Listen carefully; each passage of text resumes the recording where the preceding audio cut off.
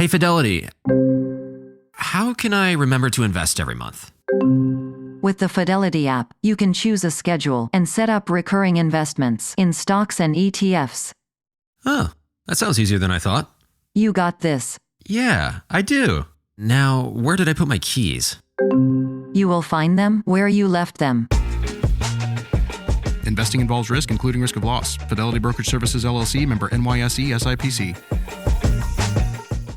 Why I'm Still a Christian. After 2 decades of conversations with skeptics and atheists, the reason I believe. That's the title of my new book, and it's available now. Read my case for faith after a lifetime hosting debates between atheists and Christians. Find out why God makes sense of human existence, value, and purpose, and learn how to respond to some of the toughest objections to faith. This is a book to inspire confidence in Christians and to help seekers explore the claims of Christian faith. Why I'm Still a Christian is available now at justinbrierley.com, where you can also get exclusive signed copies. Or, when you become a gold level supporter of this show, you'll get a free signed copy of both my books. Click the link with today's show info to buy or to support. Well, my mother won a trip to Europe in a church raffle, and the coach stopped on the way to Paris to go look at an old church. The last thing I wanted to do. And nothing, Justin, prepared me for the glory of God made manifest there. And all of my shallow teenage objections to God completely dissolved. This all comes down effectively to this disenchantment that we sort of have inherited. The new atheism, it's dead. It's completely dead. Nobody is interested in atheism, but people are desperate for re-enchantment. Church simply wants to stay relevant to this generation. It needs to reach these young people where they're searching, which is for enchantment, which is for an experience of the supernatural. And I hear that there's something of a boom in Orthodox circles. I do believe that there's something that the Western Christianity needs, that the Christian East has preserved, that numinous sense, that mystical sense. I went to the Holy Fire ceremony. Fire comes down inside the Holy Sepulchre itself. People for like 8 minutes are putting their hands through these big flames, and it's not burning them. Justin, it happened. I suppose my disenchanted mind wants to say, oh, there must be some trick. Well, something happened recently since the book was published. Do you mind if I share it with you? Please do. No, part of me said, I don't want to tell people this because it sounds extremely weird, but you know what? If God did something so powerful in my life and so lasting, I can't keep it hidden.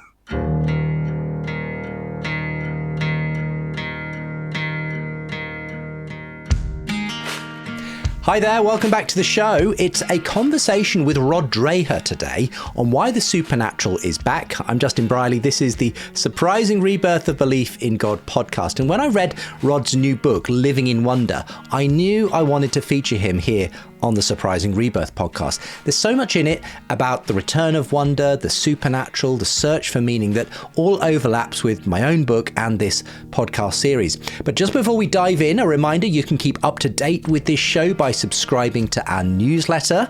We'll even send you the first chapters of both my Surprising Rebirth book and new book, Why I'm Still a Christian, when you subscribe to the newsletter. And if you'd like to support this podcast, it makes a huge difference in me being able to make these shows. Monthly silver supporters get early access to new episodes, plus bonus content. Gold supporters also get a monthly catch-up with me and signed copies of both my books. The link for the newsletter and to support is with the show notes. And by the way, supporting me does make a huge difference for reaching folks like Gabe, who told me recently about what's been happening in his life. He said, long story short, Justin, my roommate, a psych major, brought up how the soul and brain work together, but made zero sense. That was the week before Christmas break. Well, I found some answers on Spotify through some of your past debate podcasts, especially with Michael Shermer. I've hosted him at my college and not been able to answer many of his deeper questions.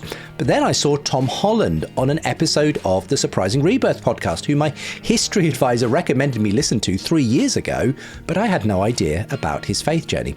Well, then I listened to every single episode of the Surprising Rebirth podcast in a week. I went on a deep dive over the break to find answers, especially regarding the soul and why God allows evil. Well, February, I get a call. My best friend's younger brother died in a car wreck. and I was quite close to him. Immediately, I felt an unexplainable peace, which I was able to share with others. I wasn't asking God why, I was able to give others answers. And I know God prepared me using your program to get my heart and mind spiritually stable prior to that happening.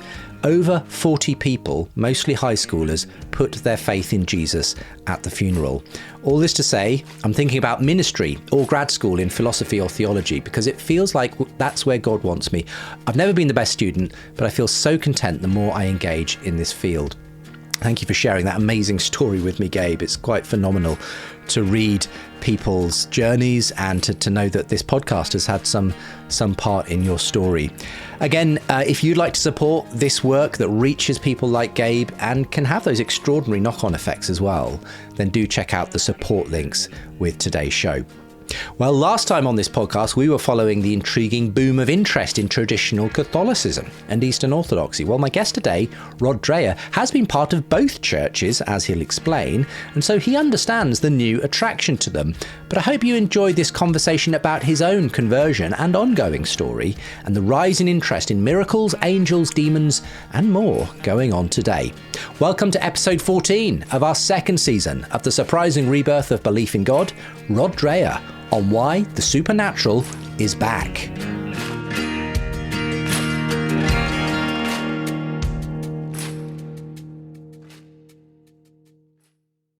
Anyone can follow. It takes something special to be an original, which is why the 2025 Lincoln Navigator SUV arrives with new ways of surrounding you in luxury, including the ultra-wide 48-inch panoramic display and the multi-sensory Lincoln Rejuvenate experience. A true original never stops evolving. So meet the 2025 Navigator, the original that's all new and better than ever. Learn more at Lincoln.com. Lincoln and Navigator are trademarks of Ford or its affiliates.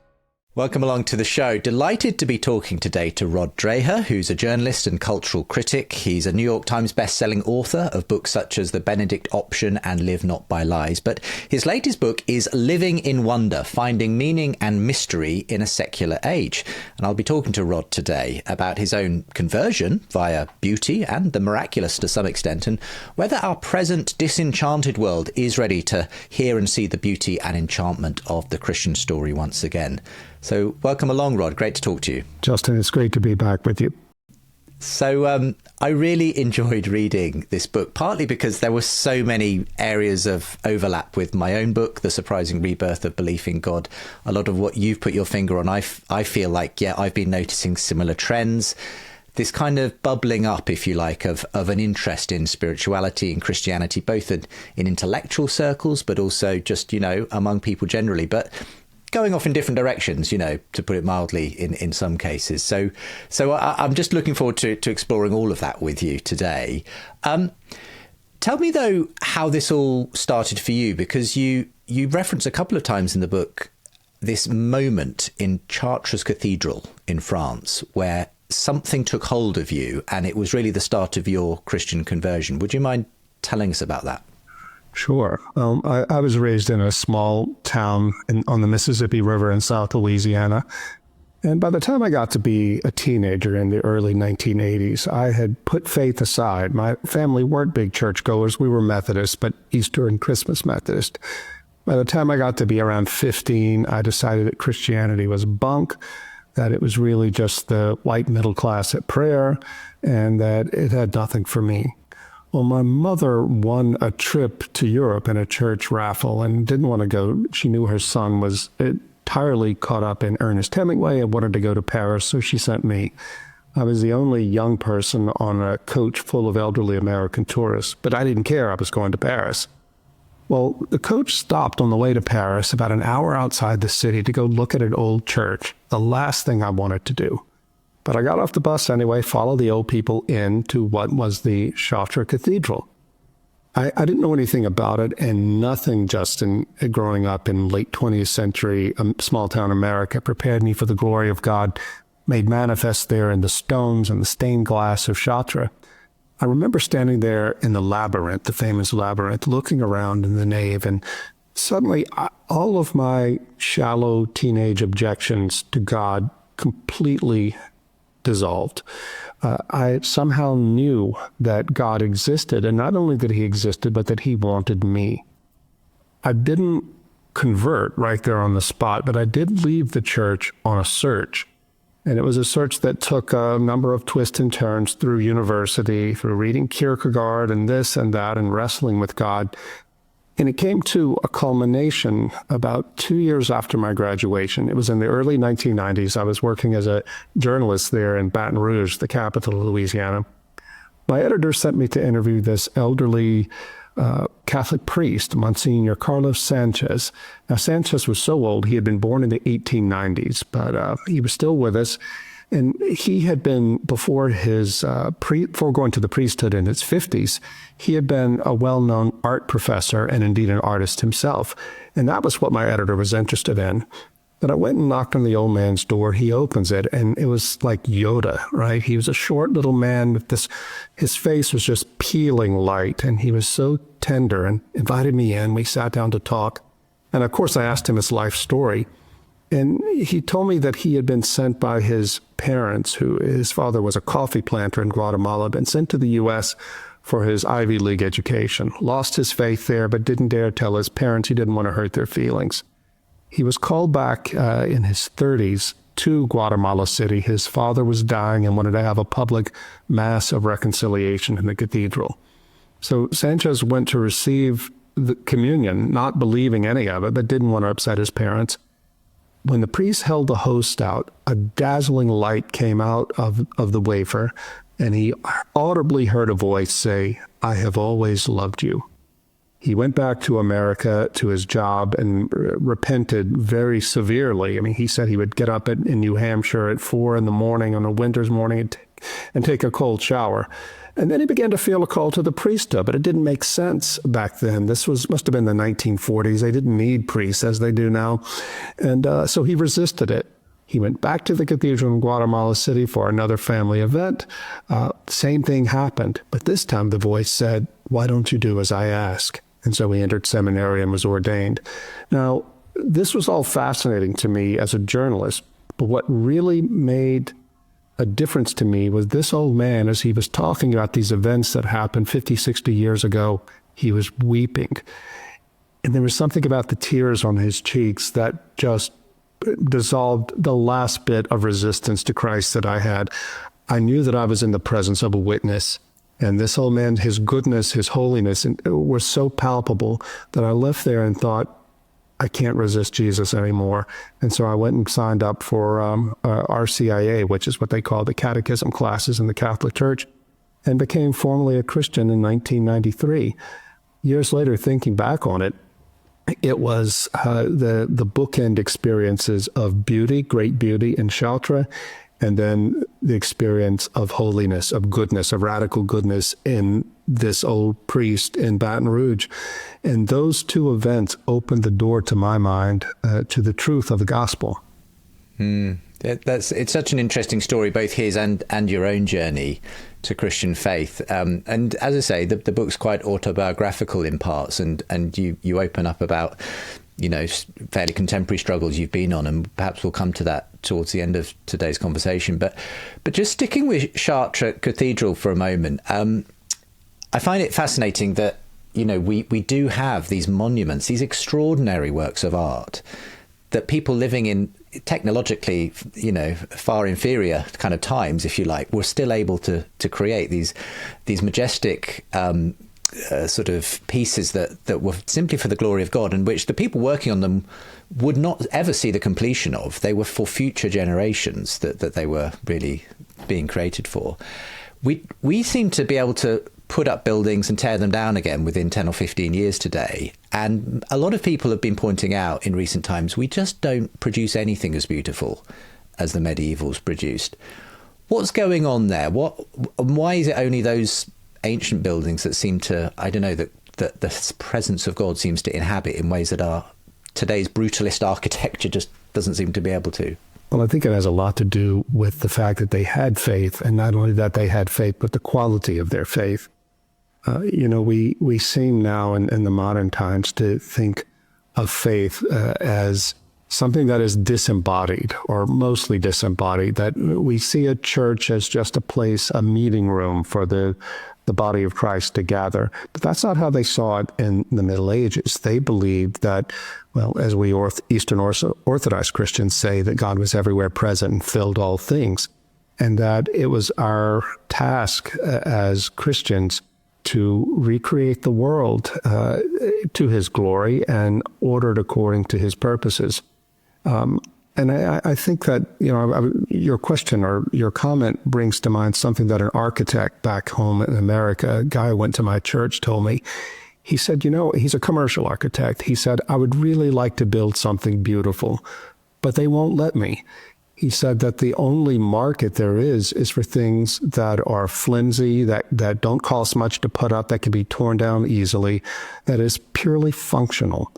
And I think that there's probably something there for the church to learn too, that we have lost a sense that beauty is and permanence are things that can call us outside of ourselves and call us ultimately to God. One of my favorite films, you may have seen this one, is To the Wonder, a Terrence Malick film from about a decade ago. And in that film, the monastery at Mont Saint-Michel in France is the controlling symbol for the presence of God throughout history. And in the film, it works as this sort of symbol that tells us God is always there. And we can always turn back to him as long as there are things present among us like Mont Saint-Michel, these beautiful monuments built to the glory of God. It is a reminder that this is always a choice for us, that we can always turn back. And living as I do now in continental Europe, I mean, it is really sort of a tragedy to me, I guess, that there's so much beauty, so much church beauty everywhere, and yet the churches are mostly empty. It's interesting. Just shortly before we were recording this, I was interviewing N.T. Wright, and he was telling me a story of his daughter when she was younger, having some friends over, and she'd asked him, "Look, don't talk about God or Christianity, Dad. They're not into that sort of thing." That's Tom Wright. Come on. Yeah, exactly. So he was having to restrain himself, but they ended up, because it was a rainy day, they ended up all going over to Durham Cathedral, where they'd lived at the time. And one of these friends of hers just broke down in tears when the choir was singing, and in obviously this extraordinary, building. And they ended up having a very long conversation about God and spirituality in the end. But it's interesting to me that it is those kinds of buildings that evoke even very often secular people to kind of consider things differently.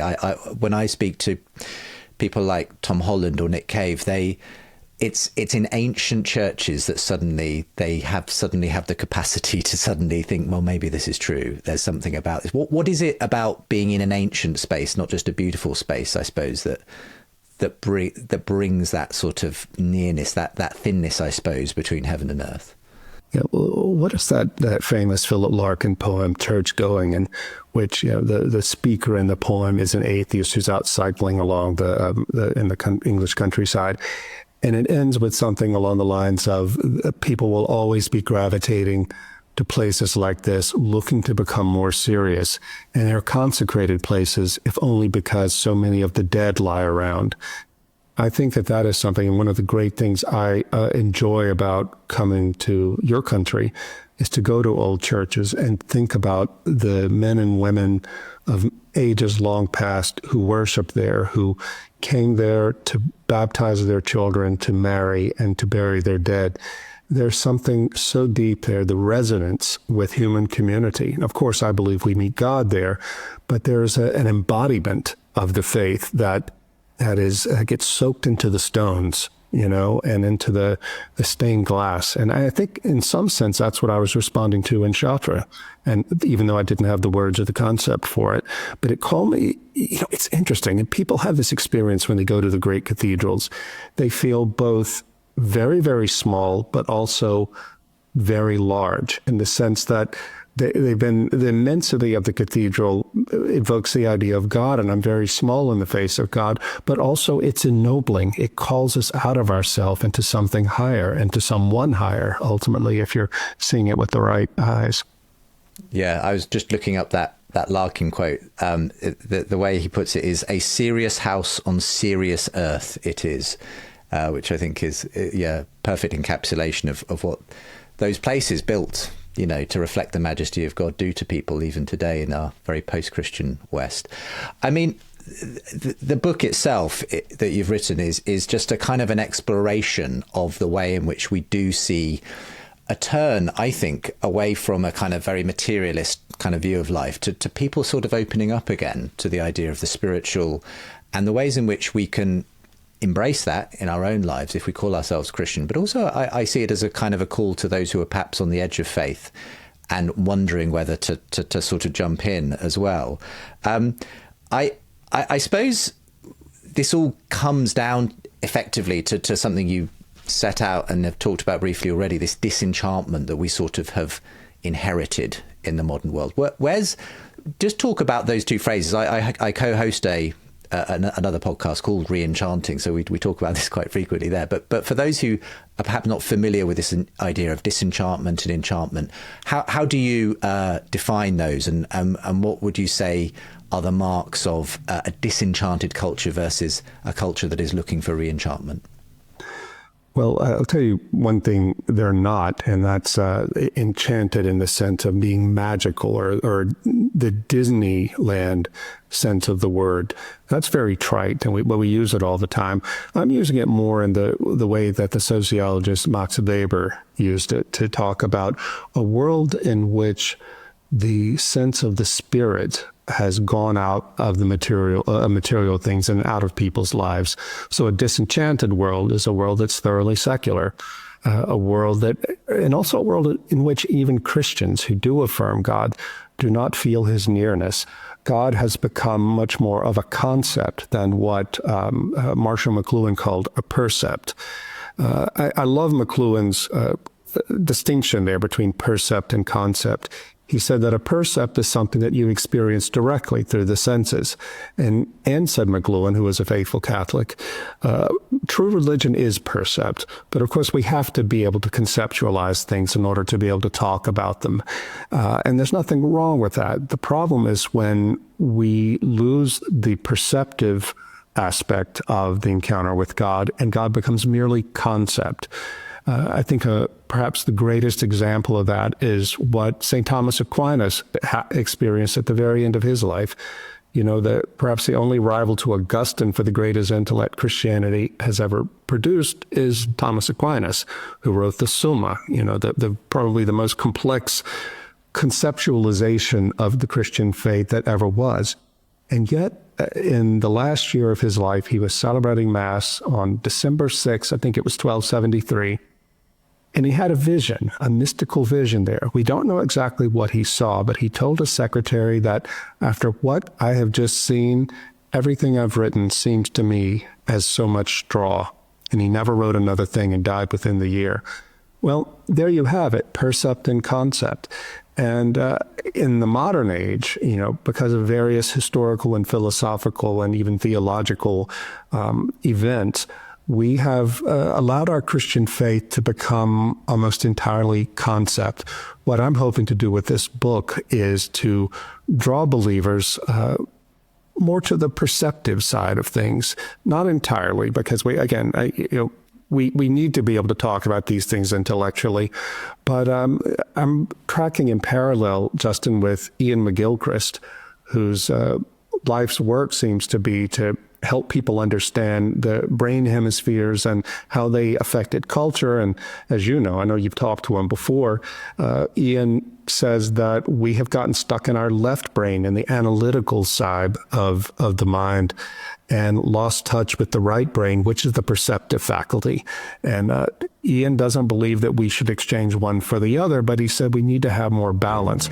Therefore, says Ian, we need to lean more heavily into music, into poetry, into the ways that allow us to perceive truth in other ways, in non-propositional ways, and not only perceive it, but participate in it. My Eastern Orthodox Christianity, I'm a convert of 18 years to Orthodoxy, it really emphasizes this, and it has helped me to grow greatly in the service of Christ.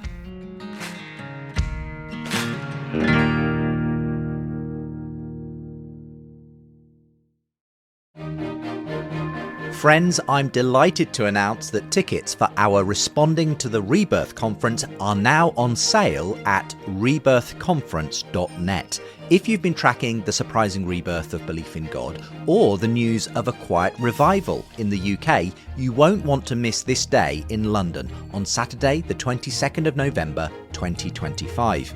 I'll be joined by guests including Professor John Lennox, author Paul Kingsnorth, podcaster Elizabeth Oldfield, Bishop Mike Royal, researcher Rhiannon McAleer, and the Reverend Al Gordon as we explore what's happening, why, and what next steps we can take as a new generation returns to faith. I'm so looking forward to co-hosting the day with Glenn Scrivener of Speak Life as we encourage the church to be ready for this turning of the tide. Tickets are going surprisingly fast, so book your seat now at rebirthconference.net.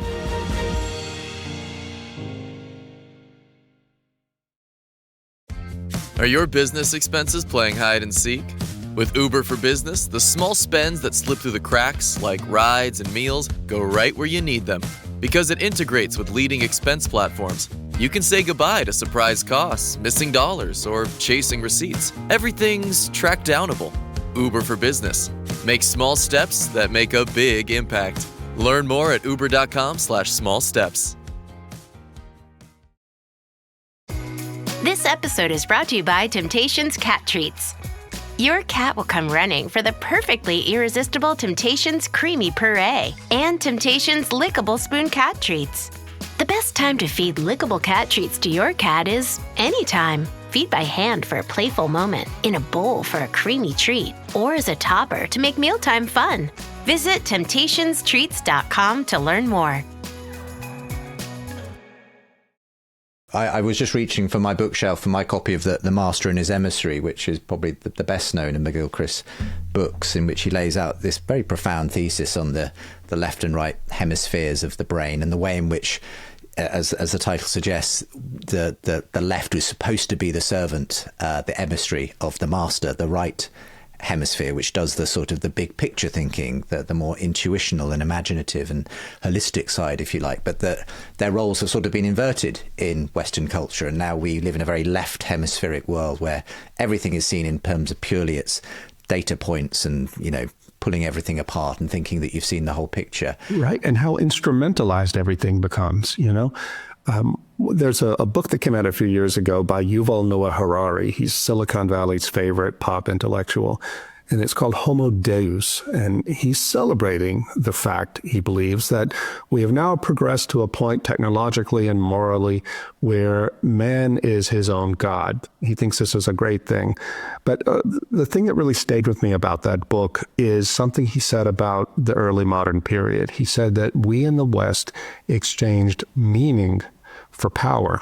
What he meant by that was when we evacuated the material world of meaning, of intrinsic meaning, of the logos, it became stuff, mere stuff that we could use to fashion however we like to impose our will on the world. And this brought us many great things, many great inventions. You can't gainsay, anesthetic dentistry, that sort of thing. However, there's been a tremendous cost. And Ian McGilchrist writes beautifully about that.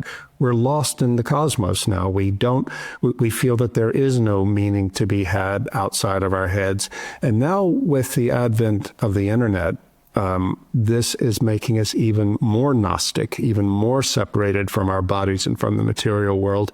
And I think that it is not a coincidence, Justin, that the generation that has been raised entirely on the internet with smartphones is also the one that is by far the most mentally troubled, with emotional and mental problems, as well as the loneliest. I mean, think about it. This is the most socially networked generation that ever lived, and yet they report the highest levels of loneliness. It's because they've become disembodied, I believe. Yeah, I can never work out with Yuval Noah Harari whether he embraces this or is worried about it. I mean, sometimes I read him and he seems to be sort of welcoming our transhumanist future in which we've completely severed, our bodies and brains and it's from the soul or our imagination of the soul, I suppose, in his view, or whether he's somewhat worried about this exchange of meaning for power. I don't know how you read him, Rod. Yeah, I read him as thinking this is a good thing, but I hope I'm misreading him because it's an incredibly bleak future. But this is what the transhumanists want. They want to be able to have total control. And as I write in the book, as a German sociologist, Hartmut Rosa, who has a really interesting idea that he calls resonance. He said, a healthy person feels a sense of resonance with the world beyond his head. And I think that's a pretty good approximation of what I mean by enchantment. We feel like there is meaning, ultimate meaning beyond us. Rosa says that in order to experience this resonance, or I would say enchantment, you have to establish some sort of relationship with the person, place, or thing beyond yourself. And the resonance will emerge in that middle ground. But when we move to try to manage the thing and to control it, that's when the resonance, the enchantment, flees. The more you try to control, the less you believe that there is something meaningful there. And with the case of transhumanism, this ultimately is what C.S. Lewis called the abolition of man. Yeah. Well, I mean, again, it's interesting because what I do appreciate about Yuval Noah Harari is he sort of grasps the nettle. He's very clear as an atheist materialist that he does not believe such a thing as human rights exists. There's this famous clip that circulated last year where he said from a TED talk, cut open a human being. Tell me where you find these human rights. All you find are organs and liver and DNA. And he said these idea of human rights are theological inventions. They are things we have invented as a story about humans, but they don't exist. Of course they don't exist. And this was seized upon, interestingly, by a number of his fellow secular peers who are a little bit worried about this sort of idea that, of course, human rights don't really exist. We've just invented them theologically.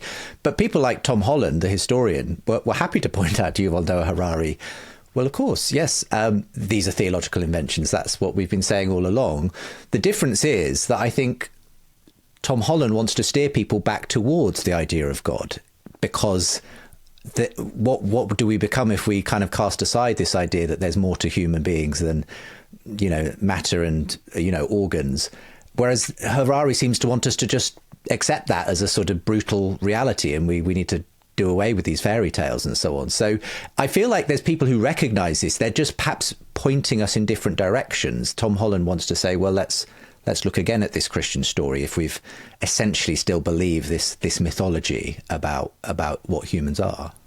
Yeah, I think that Harari may be the sort of person, or at least would appeal to the sort of person who would say, because there is no ultimate meaning, then we can do what we like. We can improve, quote unquote, improve the world as we like, including improving the species by genetic engineering, transhuman, that sort of thing. Someone like Tom Holland would say this is horrific, and so would I. But I think that we in the West for so long have been coasting on the fumes of Christianity that we just assumed that things, that categories, that substantive moral teachings that come out of the Christian faith, we've just assumed that these were obviously true. And, the Enlightenment would try to secularize Christianity and proclaim human rights as being self-evident. But they're really not. Yuval Noah Harari gets that. Tom Holland gets that. But I'm afraid that we in the West are going down a very dark path. You and I are talking today on the election day in the United States. Some people are saying democracy is on the ballot. Democracy is going to die. In fact, I think what we're seeing in America, whoever wins the election, we're seeing a clash of post-liberalisms. And I think we can't keep liberalism as we've come to understand it in the West without having a shared conception of the good. And that was provided for us by Christianity. Now that Christianity has declined into almost irrelevance, it's very hard for people in any Western society to agree on what is good. Even as late as the 1960s in my country, Martin Luther King and the civil rights leaders, it's significant that they were pastors. They spoke the language of Christianity, literally the language of the King James Bible, but also the moral language of Christianity. And they led a revolution, a moral revolution in the United States. It's impossible to imagine something like that today simply because the people, the American people, don't have the kind of knowledge and shared commitment to Christianity, however weak it might have been, that made that possible. And I think we're in for some really dark times ahead. There are some sort of prophets out there, though, speaking about what we lose when we lose the Christian story. And person we've already mentioned, Tom Holland, I almost see as one of those in an interesting way. You kindly shared a little clip a few weeks ago that I shared on my social media of Tom Holland talking about the idea that we need to keep Christianity weird if we want it to be sort of interesting and accessible and engaging for people who are looking for meaning in our culture today. In fact, why don't we just watch or listen to that clip just now? I think that churches have to major on what they have to offer that everyone else doesn't. I think the problem for Christianity is that it's been too successful. Basically, everyone has accepted its essential principles. You get them all. Everyone should be, kind to the poor and all this kind of thing. Everyone buys into that. The things that the church traditionally did, education, hospital, poor relief, this has all been nationalized. So what is there left for the churches to do? What there is left for the churches to do is to talk about the stuff that no one else is talking, which is all the supernatural stuff. So you wanted to retweet this clip, Rod, of Tom talking about the need to engage the supernatural weirdness, actually, of Christianity. He says, the kind of moral assumptions are kind of a given in many parts of Western culture, though even those are perhaps slipping away in various ways. That was what marked Christianity as weird ethically in the first century, no longer seen as weird to believe in human rights, equality, dignity, and so on. So maybe we need to major on the weirdness of the supernatural, speaking in tongues, angelic visitations, miracles. He even shared in this conversation his own experience, actually, of what seemed to him a miracle that he had regarding a sort of a bowel cancer diagnosis. But you wanted to share that. What is it about that keeping Christianity weird that speaks to you and is obviously important to this new book you've written? Right. Well, I agree with the point Tom was making there, that the world, the secular world, gives humanity so many of the things that the church used to give. Charity, charitable services, for example. But the one thing that the secular world cannot give the world is, that secularism can't give the world is the supernatural. And it's true. That's the thing. If it were just a lie, a nice myth to keep people in line, that would be one thing. But these stories happen constantly. There's a great book that came out late last year called They Flew, F-L-E-W, They Flew, by Carlos Ayer, a professor at Yale. And in it, he goes back and looks at the archives in the early modern period in Spain. And they had so many attestations. People signed their names, hundreds of them, saying they had seen monks, priests, nuns levitating.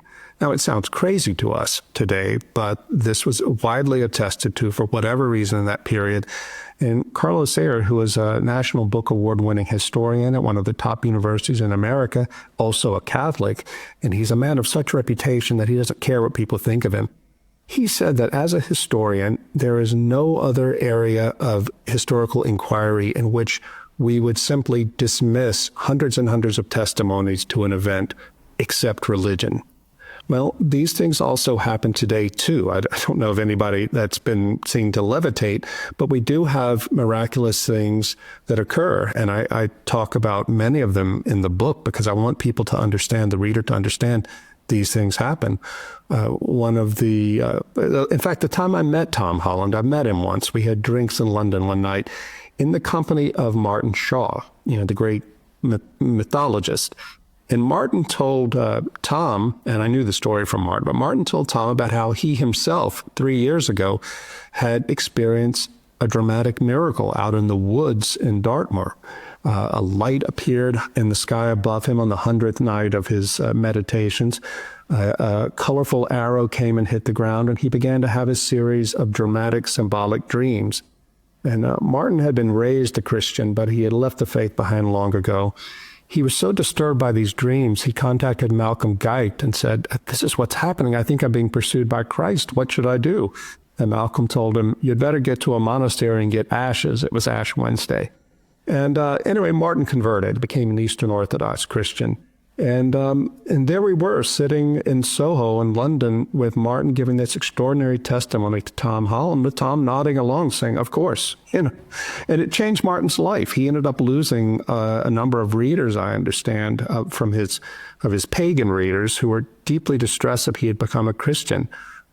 But it didn't matter, because Martin was a mystic and is a mystic defined by Karl Rahner as, quote, "someone to whom something has happened." It happened to him. I've had things like that happen to me, nothing quite so dramatic. And I've met so many people to whom these things have happened.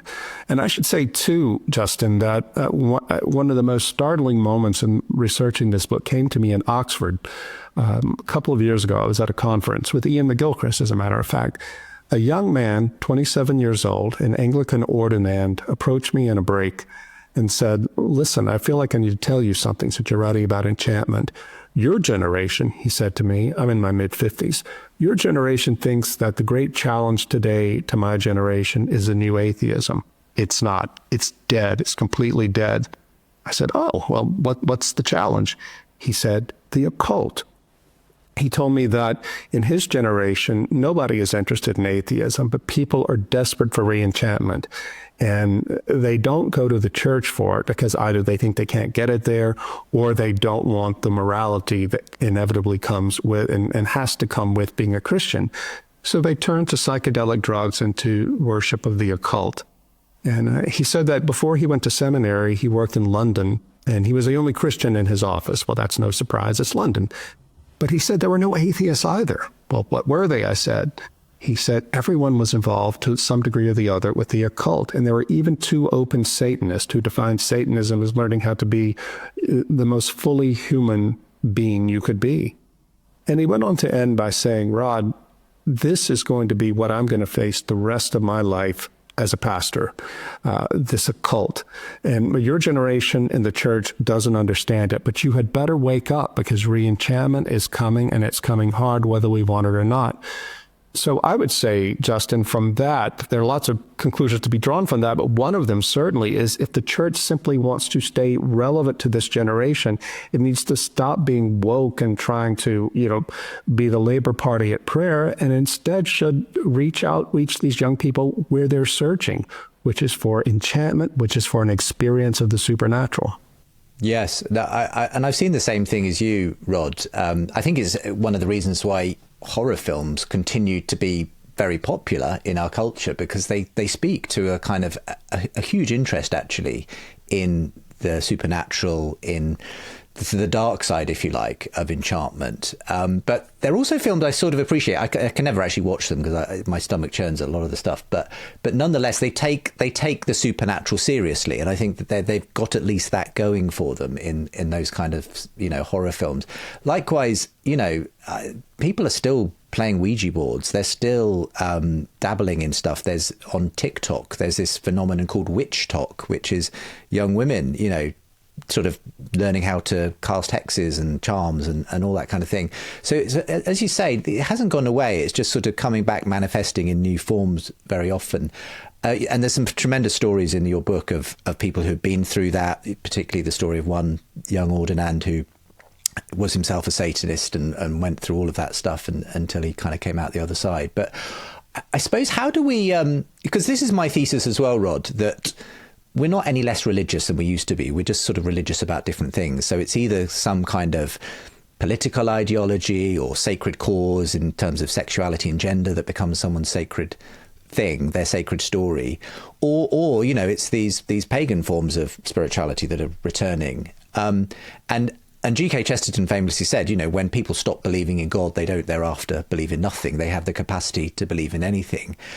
But if there is this kind of, if you like, spirituality and an openness to enchantment is coming back in, how do we ensure it's the true version, the Christian story, that people are clinging on to, rather than all these other directions that people can potentially go in? And that's a very important question. And that's why I emphasize in this book that the book is about Christian re-enchantment, not re-enchantment in general, because there are these false forms, the occult, psychedelic drugs, and even technology all make a claim on us, a claim to enchant our experiences. But these are all dark pathways. I think that, I'm part of an authoritative tradition, Eastern Orthodoxy, but there are others in Christianity. And we have to test the spirits, so to speak, to see if they line up with what we know from Scripture to be true and from our authoritative traditions. I used to know when I lived in New York many years ago, I knew an evangelical Christian, and good man. We would walk around Manhattan talking about the faith all the time. And he was forever saying, God told me to do this. God told me to do that. And I would say, well, what do you mean God told you? And he couldn't understand my question. And my question was simply, I believe God speaks to us too, but we have to be able to discern what is simply something that comes out of our head or something we've imagined and what is really coming from God. He didn't understand what I was saying. He thought I was a man of weak faith. But I've noticed over the years, I've lost touch with him now, but I would notice from our circles, keeping in touch with him, he kept making bad decisions because he would have a thought that he said, well, this comes from God, and then act on it, and it often didn't work out. So there is that problem too, and I would hate people to read my book and think that they need to throw themselves utterly into an irrational, emotional form of Christianity. We have to have balance. Indeed, and that's in a sense what the institution of the church, of kind of good doctrine and everything else kind of gives you. It gives you, if you like, a container, but hopefully the freedom within that to see that God still moves in surprising ways. I have sort of, it's interesting that your own journey in a way does at various points reflect that kind of that openness to needing, as you say, to experience God, not just to know about God in a sort of just in a purely theological or intellectual way. You write very candidly about sort of personal crisis you were going through. And very specifically, you say it was a prayer, the Jesus prayer, that sort of, and repeating this almost as a mantra for hours on end, that sort of brought you through that. And I'd just be interested in you sharing that story, what, first of all, the Jesus prayer is, and how saying that particular prayer brought you through this moment. Right. Well, the Jesus prayer is fundamental to Orthodox Christian spirituality. It comes from the Desert Fathers. It's very simple. Lord Jesus Christ, Son of the living God, have mercy on me, a sinner. Or even shorter, Lord Jesus Christ, have mercy on me. The way Orthodox Christians pray it is, ideally, you're supposed to make yourself very still and quiet. You force all of extraneous thoughts out of your mind, which is very difficult, but you have to try. And you place yourself in the presence of God, and you breathe in with your silent prayer. You breathe in, Lord Jesus Christ, exhale, Son of the living God, inhale, have mercy on me, exhale, a sinner. Simple thing to do. The difficult thing, Justin, is to quiet your mind. Now, the crisis you're talking about came about in 2012. I was living in Louisiana. I'd moved back down there to be around my family after my sister died, but found out all kinds of family secrets that indicated that we would never be able to settle down there. I fell into a deep crisis of anxiety, of rejection, and it manifested as chronic mononucleosis in my body. The rheumatologist said, this is coming for your anxiety. You're never going to recover unless you leave here. I said, well, I can't do that. My parents are old and they're difficult, but I'm the only child they have left. He said, you better find inner peace some way. One of the things that happened then was my Orthodox priest assigned me to pray the Jesus prayer for an hour a day. I thought, you can't be serious. That's, to sit there quietly for an hour a day and do that. It would have been, even as weak as I was, it would have been easier to walk 6 miles into town. But I did it out of obedience. And Justin, it was one of the most difficult things I've done because I'm someone who lives online. I work online. I'm a writer. I'm constantly being stimulated by online media. And to sit there and try to push this stuff out of my head was immensely difficult. But I persisted in it. After a month or two, it began to get easier. And finally, it was quite easy to do. And I noticed that I became much more calm in my interior. And I think it gave the Holy Spirit a beachhead from which to fight this illness and anxiety in me. When I was fully recovered, both emotionally, spiritually, and physically, I asked my priest, "How did you know that's what I needed?" He said, "Oh, it was simple. I had to get you out of your head." And that was it. And it's not like the Jesus prayer is magic, but it was the way that you brought up the name of Christ, but you placed yourself silently in the presence of God and allowed the Holy Spirit to work within you. That was so key to me. And, I thought about this, and I bring it up in the book because I found out in researching this that attention, the capacity to pay attention, sustained attention, is key to enchantment. Again, something Ian McGilchrist points out in his own work. Yeah, precisely. I mean, McGilchrist is great on this. And also Matthew Crawford, the American philosopher who recently converted to Christianity. But he talks about this in his earlier books about this is the thing that we are lacking in the world today. Certainly, the advent of the internet has sent this on a rocket ship. We've all lived through it. We all had the experience. You and I are old enough to remember 20, 30 years ago, we could sit there for an evening in an armchair and read a novel without getting up. Now, I can't go 20 minutes without having to check my Twitter and all that. And I'm someone who knows how crazy this is, but this is how it is. Well, there are neuroscientific reasons for this. And we are, by immersing ourselves in digital culture, we are fragmenting our attention and making it much harder to perceive God around us.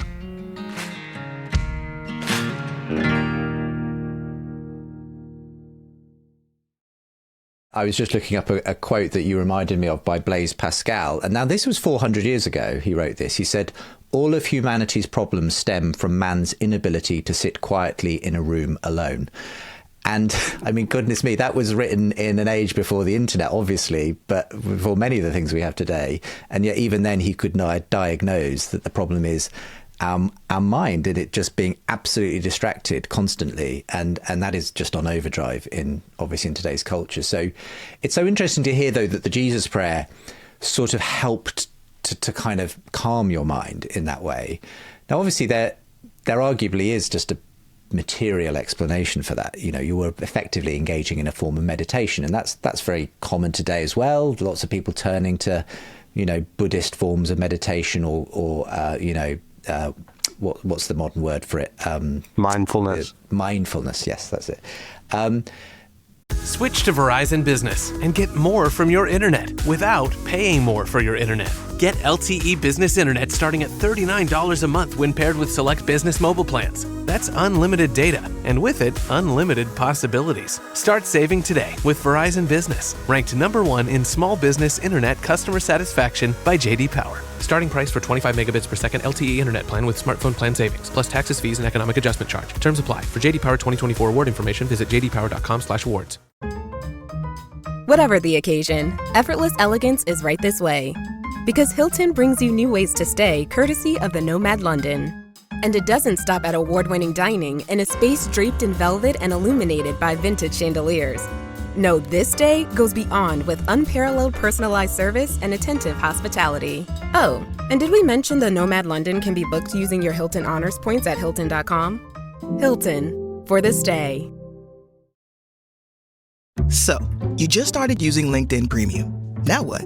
Well, on your premium company page, you noticed around 7.5 times more page engagement and 5 times more page views. Well done. And now, new clients are messaging you.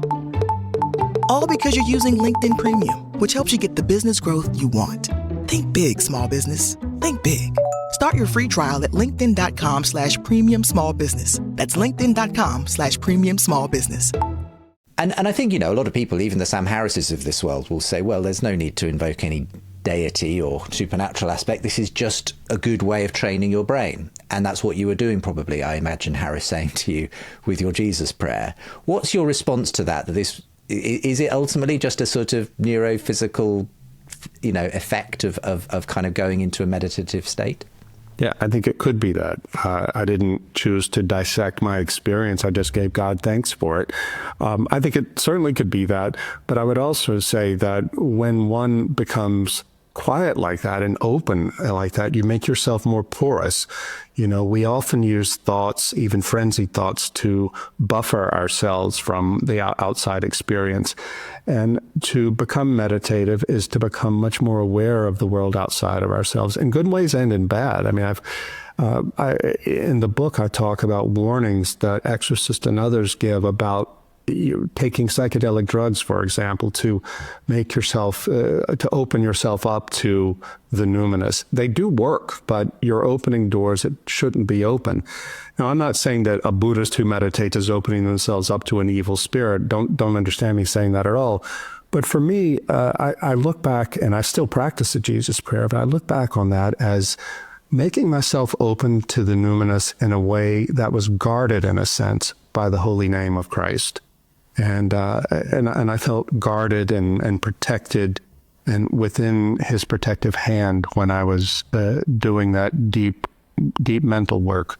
Yeah, it's been interesting because we did a whole show on psychedelics, and particularly the story of Ashley Landy, who's got an extraordinary story of having gone from atheism to this kind of deep dive into psychedelics. Oh, I read that. It's amazing. Yeah, it's a great story, isn't it, that she has. And my eventual takeaway with this was that certainly there's obviously, for some people, psychedelics have opened the possibility of God, that it's suddenly something flips in their brain and suddenly they see the world a different way. But there's also, I think, this great danger of essentially it's kind of like a fast food version of transcendence. It's kind of, you're getting something, but not in the way you're supposed to get it, not through that kind of long-term attention. It's a kind of fast food sort of magic diet pill almost, that makes you lose weight, but you still continue eating junk food. So for me, it's one of these enchantments that seem to offer something, but and show that people are kind of looking in the right direction, but they're often kind of ending up with something that's not the real thing in that way. And I suppose again, it's that question of how, if we are a Christian and we want to point people looking for God, how do we point them to the real thing? I suppose that perhaps that might just be a taste of, but not the real thing. Justin, this is why I was honest in the book about my own experimentation as an undergraduate in the 1980s with LSD, and it was a way station on the way to God, and I've kept it quiet. I've not talked about it over the years because I'm embarrassed by it, but now with psychedelics having an immense moment, I felt that it was necessary. If I'm going to write a book about the dangers of psychedelics, I need to own up to my own past and the fact that taking LSD recreationally as a freshman in college, the guy I took it with, my roommate, he just had fun. But for me, it turned me inside out, took me out of my narcissistic depression, and made me alive to the presence of God. I felt that the veil really had been lifted. Rupert Sheldrake says that everyone who goes through these, who tries psychedelics, they don't feel that they've hallucinated. They feel that they have been able to see through the veil into a deeper reality. And that's certainly how I felt. But what I did on Monday morning after doing the drug, I went to the college bookstore and started looking for books about Christianity, because I somehow knew in my heart of hearts that the drug, I'd had a good experience on it, but this was a cheat. But it did give me a push out of myself and towards the world outside, beyond my head, the world where God is everywhere present and fills all things. But to go back to what you were saying a second ago about this is like fast food, I compare the psychedelic experience, comparing it to the mystical experience of those who've had this transcendent through long prayer, fasting, meditation, and so forth. It's like someone who wins the lottery. A man who becomes a multimillionaire because he has worked hard and saved and invested and been careful over the course of a lifetime has a very different relationship to money than someone who's just won the lottery. And we often read in the newspapers about people who won the lottery and it destroyed their lives because they didn't know what to do with the experience of money. Well, I think psychedelics can be that way in terms of spiritual experience. But even if you're lucky and have a good experience, which is not guaranteed at all, it could ruin you spiritually in the same way because you have all this unearned experience. Yeah. And this was interesting to hear Ashley Landy, as you'll know from having read that book, almost perfectly describes her own experience of chasing after something, but ultimately opening the door to things she didn't really understand. And it's a murky world that you're kind of opening the door to when you dabble in that, or in indeed any kind of occult activity as well.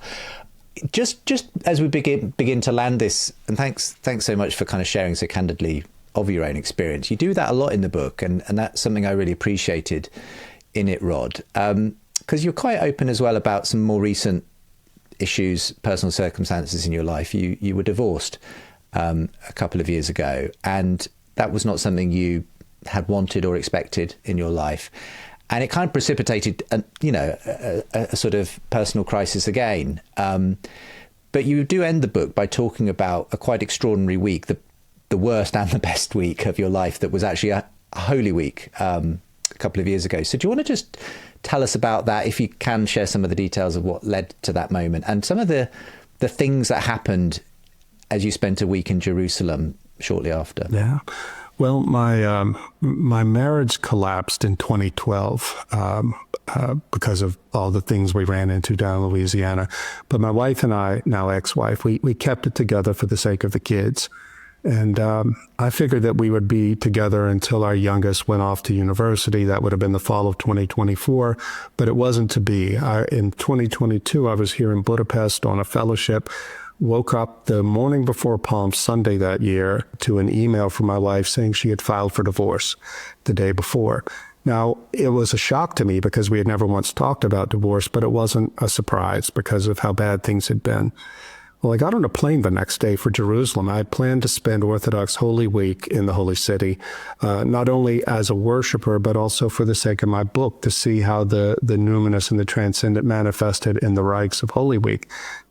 But Justin, I got there to my hotel in the Old City, dropped my bags, and went straight to the Church of the Holy Sepulchre, which, was built over both Golgotha and the tomb from which Christ was raised from the dead. I went straight up to the chapel over Golgotha, fell flat on my face, and just said, Lord, have mercy, and prayed the Jesus prayer for I don't know how long, because I was shattered.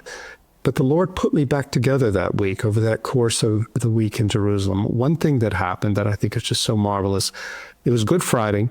I came out of my hotel to go out and go to services, and there was a Palestinian chambermaid in the hallway vacuuming the floor. And I said good morning, smiled to her, and I noticed she had a little cross around her neck, a little woolen cross. And I said, oh, I love your cross. She looked at me and said, it's yours. She put it around my neck. I burst into tears, and she got a little scared. I said, I'm so sorry. I've just had the worst week of my life. My wife is divorcing me, and here we are on Good Friday, and you showed me mercy. I want to thank you for that. And she said, my name is Angela. People tell me I'm their angel. They tell me their stories, and I keep them in my heart. I said, well, you were an angel to me. So later that day, I went to the Holy Fire ceremony at the Church of the Holy Sepulchre. Now, this is an ancient ceremony where the Orthodox believe that the fire comes down inside the Holy Sepulchre itself, lights candles that the Greek Orthodox Patriarch has. He brings it out and passes it around the church.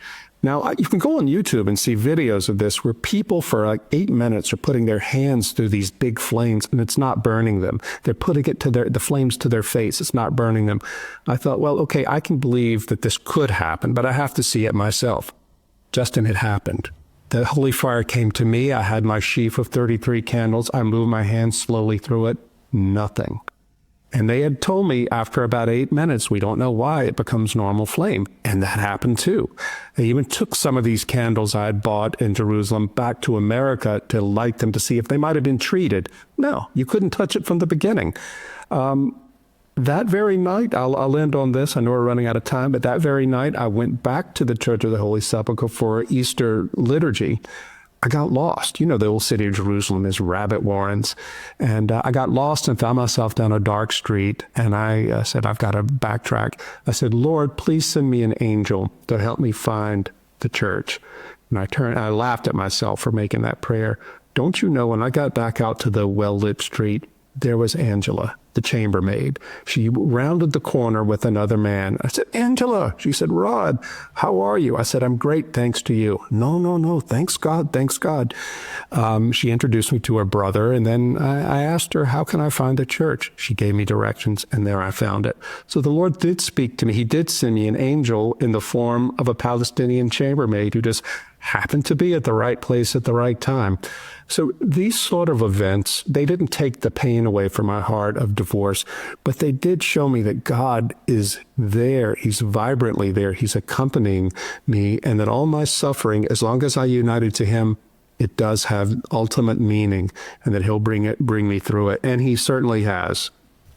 Yeah, it is an extraordinary story. I've seen videos of this holy fire ceremony, and I suppose my disenchanted mind wants to say, oh, there must be some trick, must be some, tourist thing. But from reading your account of it, I was, okay, something's happening.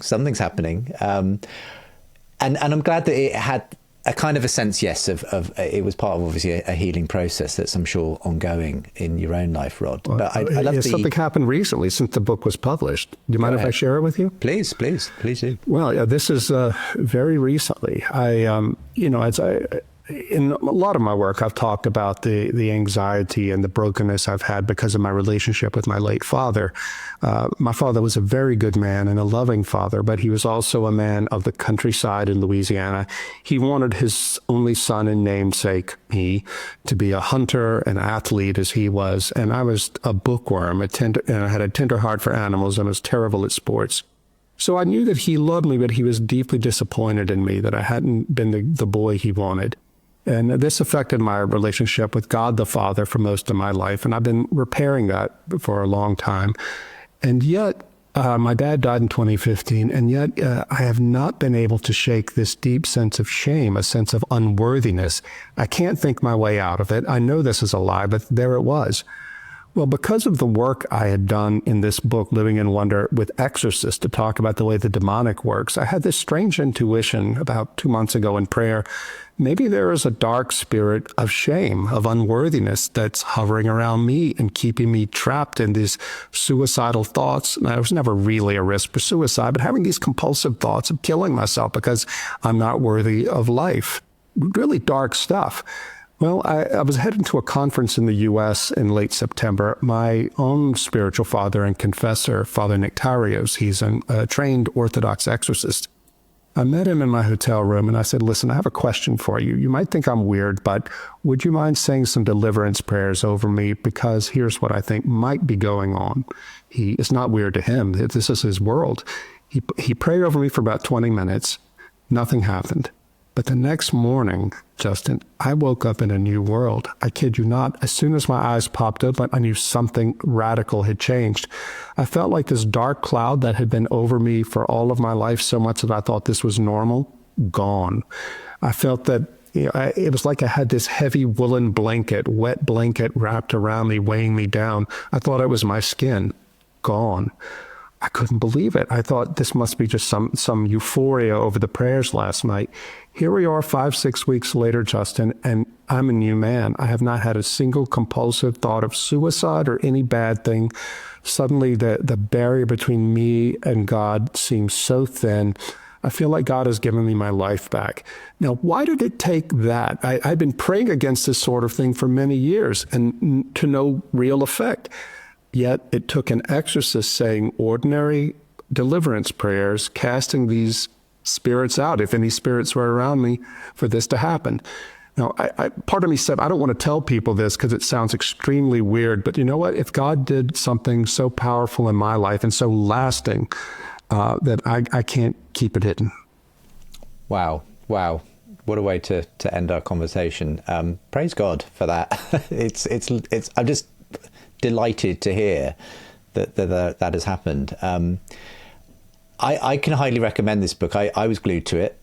Rod, but also the challenge it gives to sort of, because often we end up listening to a lot of podcasts, watching a lot of videos, reading a lot of books, but we don't necessarily do the stuff that actually brings God into the present. And that was the challenge for me, to live a life with more expectation and more kind of, anticipation that God is doing things, and that we can actually orientate ourselves towards that. My great hope is, and part of the reason why I'm featuring you on the surprising rebirth of belief in God as well, is that more and more people are waking up to that. So just as we finish, you have, you entered the Orthodox Church. You tell the stories of a few people, our mutual friend Martin Shaw, Paul Kingsnorth, and so on, who have done the same as adult converts. And I hear that there's something of a boom in Orthodox circles, especially young men, interestingly. Do you feel like something's happening at the moment? And if so, what is it? Yeah, we are having an Orthodox moment, it seems like. And I'm very upfront in the book about my Orthodox faith. I do center the experiences of Orthodox converts I know, not because I'm trying to convert people in the book. I wrote this book for all Christians and even for non-believers. But I do believe that there's something that the West, Western Christianity, needs that the Christian East has preserved, that numinous sense, that mystical sense, and that this is a gift that the churches of the East can offer to the churches of the West in this time of their crisis. And I'm seeing it happen, too, with many people turning to Orthodoxy now, desperate for that sense of enchantment that is so palpable within Orthodox services. And young men as well, especially after COVID, we've seen this happen. And I think the answer to that is because there's something about Orthodoxy that's deeply serious and involves the body. Orthodoxy, as opposed to so many Western forms of Christianity, is not therapeutic. I mean, it is therapeutic in that it wants you to be well, spiritually healed, but it's not about thinking better thoughts. My Orthodox priest in Louisiana once told me, he said, people come to the church seeking relief from pain. And I tell them, you can find relief, but you're going to have to go through surgery, and it's going to hurt more in the short term for you to be healed. But they don't want that. They want the pill, the spiritual pill that's going to mask the pain. Well, Orthodoxy appeals to young men, I think, because it gives them a challenge. It gives them the challenge of fasting, of overcoming self, and becoming a holier and better man, not just feeling better about yourself, but by doing things, and doing things with your body. That is so crucial. I learned a few years ago from reading Paul Connerton, the late Cambridge anthropologist, that all of the communities that have kept their traditions against the flood of liquid modernity did so because they had a few things in common. They held a sacred story in common. They celebrated the sacred story in an unvarying ritual. The ritual took them outside of time, they felt, and most crucially, they involved their body in celebrating the sacred story. And in that sense, the sacred story and its tenets got sedimented into their bones. This is Orthodoxy to a T. And I think that's what young men are responding to. It's been so fascinating talking to you. Thank you so much, Rod. As I say, the book is available now. Living in Wonder, Finding Mystery and Meaning in a Secular Age. I'll make sure there's a link from today's show. Thank you so much for talking to me today, and God bless you as you continue your own journey and help hopefully to illuminate the path for many other seekers besides. It was a great pleasure, and glory to God.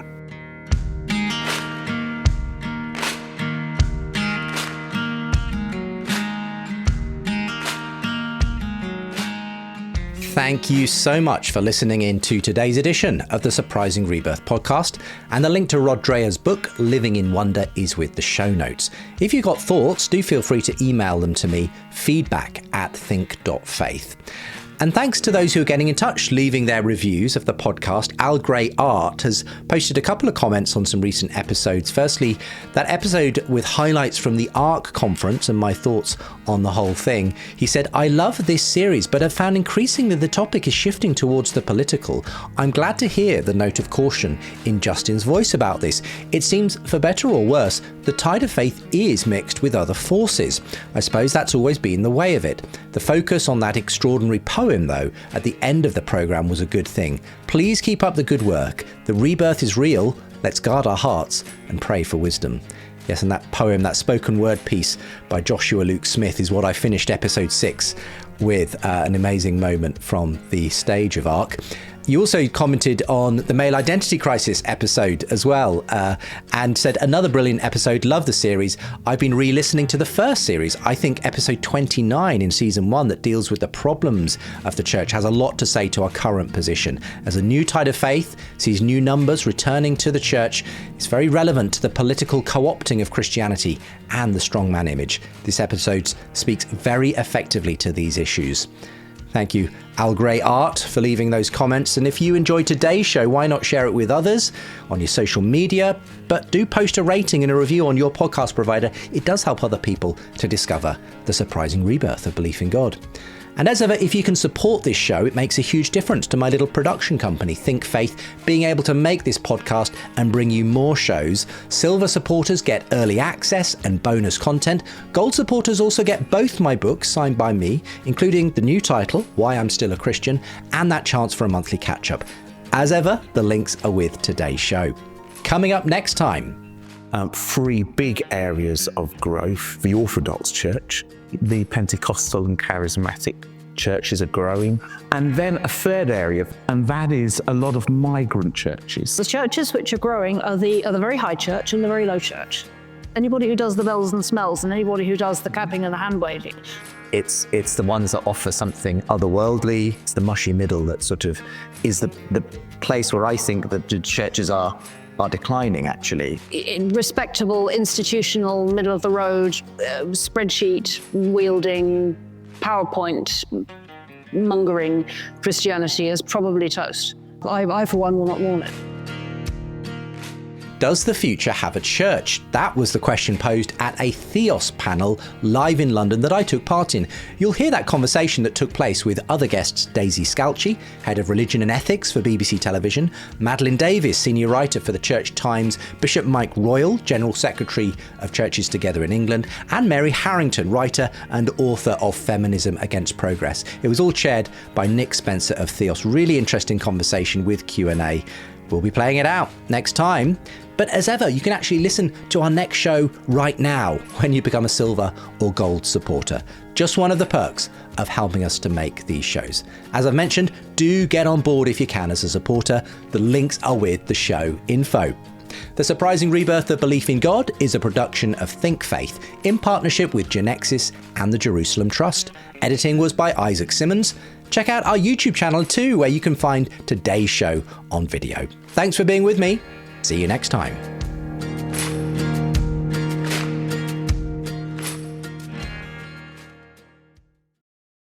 This episode is brought to you by Nespresso and Samra Origins by the Weekend Coffee Collection. Introducing Samra Origins. My collaboration with Nespresso is a connection to my roots, to my mother, Samra. Coffee that hits the right notes. It transports you. Crafted with unique notes and bold, soaring flavors. Experience a taste that moves you. Nespresso and Samra Origins. Discover more at Nespresso.com. Learning through play starts with Lego Duplo. With Lego Duplo, toddlers can develop real-life skills while having fun with colorful bricks made just for them. Large, easy to grip, and safe to explore. When children express themselves with Lego Duplo, they build patience, problem-solving, and empathy. See your child learn perseverance and self-expression with everything they imagine and create. Visit lego.com/preschool to learn more. Don't be left in the dark. Find out about our latest shows, upcoming events, and recent articles by subscribing to my Think Faith newsletter. It'll arrive once a fortnight, and I'll even send you the first chapters of both my books, Why I'm Still a Christian and The Surprising Rebirth of Belief in God, for free when you sign up. And if you want to support this show, you'll get early access to episodes and bonus content when you become a silver supporter. Gold level supporters also get signed copies of both those books and the chance for a monthly catch-up with me. Your support makes a huge difference. The links for the newsletter or to support are with the show info, or go to justinbrierley.com.